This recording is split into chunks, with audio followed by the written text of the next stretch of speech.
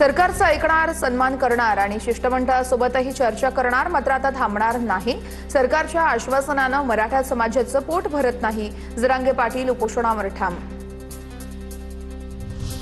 मराठा समाजाच्या प्रश्नांसाठी सरकारला 10 महिन्यांचा वेळ दिलाय। त्या काळामध्ये काय केलं? जरांगेंचा सवाल। तर उन्हामध्ये जाळून घेणं सोपं नाही, स्वतःला भाजून घेणं ही अग्निपरीक्षा। तर एसी मध्ये बसणाऱ्या सरकारला गंमत वाटतेय, जरांगेंची टीका। सरकार आमच्यासाठी कुठेही सकारात्मक दिसत नाहीये। 58 लाख नोंदी सापडल्या, प्रमाणपत्र का दिली नाहीत? जरांगे पाटलांचा सरकारला सवाल। तर आंदोलन मोडीत काढण्याच्या भाषा बंद करा। गुणरत्न सदावर्तेंसह विरोध करणाऱ्यांना जरांगेंचा सूचक इशारा। राधाकृष्ण विखे पाटील आणि प्रसाद लाड आज जरांगेंना भेटणार। यावेळेस उदय सामंत देखील उपस्थित असतील। तर सरकारची भूमिका कळाल्यानंतर जरांगे उपोषण करणार नाहीत।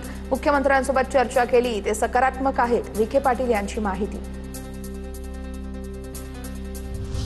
961 गुन्ह्यांपैकी 61 गुन्हे मागे घेण्याचे बाकी आहेत। मराठा आंदोलकांवरील जवळपास 95% गुन्हे हे मागे घेण्यात आलेत। मंत्री राधाकृष्ण विखे पाटील यांची माहिती।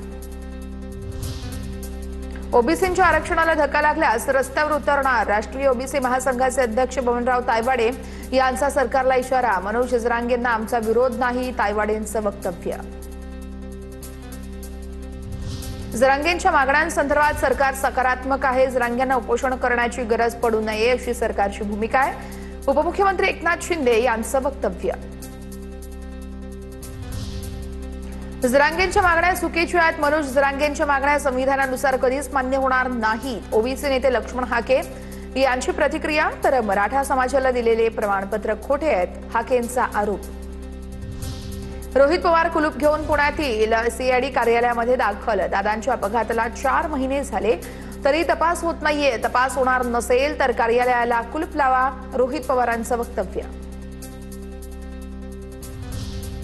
पुण्यामध्ये विषारी दारूमुळे 14 जणांचा मृत्यू। पिंपरी चिंचवडमध्ये विषारी दारूमुळे 6 जणांचा, तर हडपसरमध्ये 5 जणांचा मृत्यू।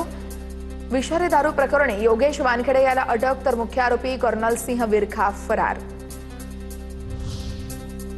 पुणे विषारी दारू प्रकरणाची मुख्यमंत्र्यांनी दखल घेतली। सूत्रांची माहिती आहे, गय करू नका, कठोर कारवाई करा।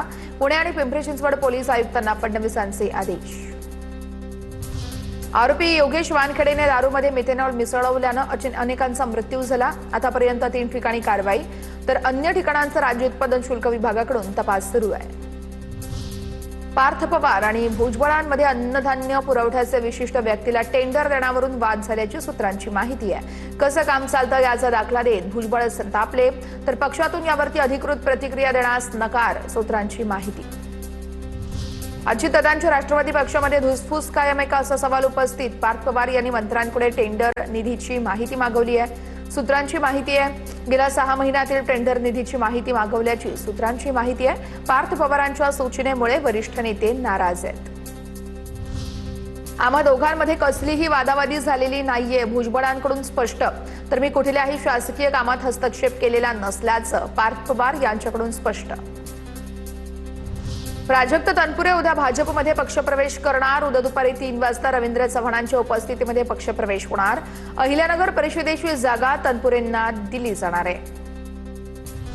विधान परिषदेच्या निवडणुकांवरून महायुतीमध्ये मतमतांतर आहे। जिल्हा परिषदेला भाजपकडून मिळालेल्या वागणुकीवरून शिवसेनेमध्ये नाराजी आहे, तर भाजपकडून मिळालेल्या वागणुकीवरून सेना नेते पदाधिकारी नाराज आहेत। अनेक जिल्ह्यातील पदाधिकाऱ्यांनी नाराजी बोलून दाखवली आहे।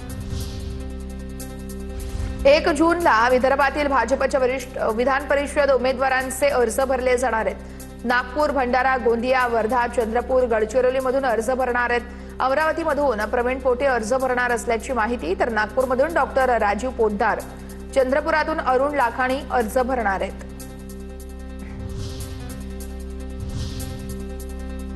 बघूया टॉप 9 महत्त्वाच्या बातम्या।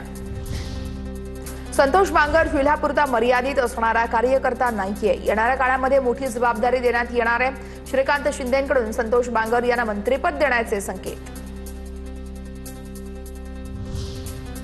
जिल्हा प्रमुख होतो तेव्हा एकही फोन उचलत नव्हते। संतोष बांगर यांचा नाव न घेता आदित्य ठाकरेंवर निशाणा। आता श्रीकांत शिंदेंना फोन केला तर जोरदार प्रतिसाद मिळतो, संतोष बांगर यांचं वक्तव्य। नागपूरमध्ये सरकार विरोधात काँग्रेसचं आंदोलन, महागाई विरोधात काँग्रेसचे कार्यकर्ते रस्त्यावर, संविधान चौकात काँग्रेसकडून जोरदार घोषणाबाजी. नीट पेपरफुटी प्रकरणावरती आज सुप्रीम कोर्टामध्ये सुनावणी. फैमा आणि यूडीएफ यांच्याकडून याचिका दाखल. याचिकांमध्ये एनटीए बरखास्त करण्याची आणि कोर्टाच्या देखरेखीखाली संगणक आधारित चाचणी पद्धतीद्वारे परीक्षा घेण्याची माग. नाशिकमधील टीसीएस प्रकरणामध्ये कोर्टात 250 ते 300 पानांचं दोषारोपपत्र दाखल. महिला अत्याचार, धर्मांतरासाठी दबाव टाकल्याचा आरोप आहे. पीडित महिलांच्या तक्रारींकडे दुर्लक्ष केल्याचाही दोषारोपपत्रामध्ये उल्लेख आहे. टीसीएस प्रकरणामध्ये आतापर्यंत 8 संशयित आरोपींना अटक. राजीनामा दिल्यानंतर कर्नाटकचे मुख्यमंत्री सिद्धरामय्या आज दिल्लीमध्ये. राजीनामा दिल्यानंतर आज हायकमांडची भेट घेणार. यापुढे सिद्धरामय्यांना कोणती जबाबदारी दिली जाणार याकडे सर्वांचं लक्ष.